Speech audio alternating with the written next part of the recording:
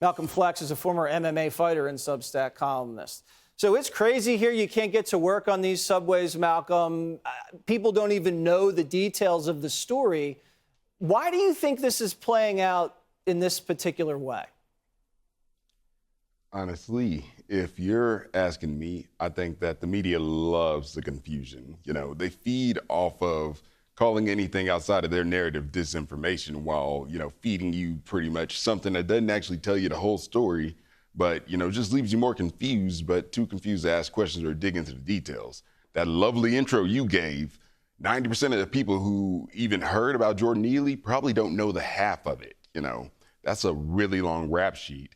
And the fact that he was getting cut all of these deals by the same system that, mind you, Mayor de Blasio took $1 billion to simply, try and build up.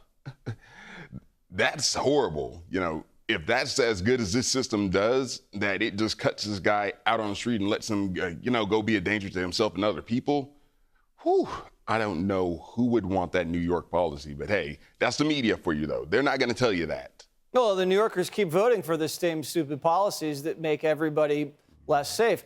When you see the fact that the Washington Post and the New York Times, it was almost like all of a sudden, like it came out of nowhere, just beating everybody over the head with race and racism at the same time. What do you think the reason is that they're doing that specifically? At this point, the old adage is, if it bleeds, it leads. I'd say they really want a lot of bleeding at this point. And, again, that might sound uncouth, but at this point, what do you call it? You have Congress people literally coming out, working in tandem with the media, seeding these narratives before we even have all the facts. It's like on my columns, on my Twitter page, follow me at Malcolm_Flex48, once again. But on my columns, I tell everybody, tactical patience, at least 48 to 72 hours before you have all the facts. After we even got word, AOC and Ayanna Pressley were on the media blitz calling this a modern day lynching, and the media was all too happy to just disseminate those lines and those narratives. And it's just, what do you want? You want more instances of what they can mark as white vigilantism, which we really know at this point can marginally be called self-defense, if not, proactive, maybe like proactive defense, because everybody on that train was probably in fear for their life, that subway. And you can tell by the 911 calls, it was 6 minutes from the first call to the responding EMT. Two of the calls highlighted that they believed he had a weapon.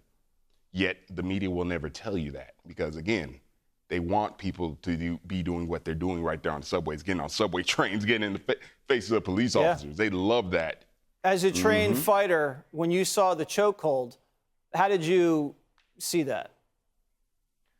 When I saw it, number one, Neely looked like he was struggling the whole way. And so, part of that is that it's called sinking a hold or submission in. I don't know that it was ever fully sunk in. And something that you said about the toxicology report, I think that's really important, but we're not getting that. It kind of reminds me of the manifesto of the Nashville shootings. We're just not getting that information. And so it's like one of those that's an important component to understand what happened.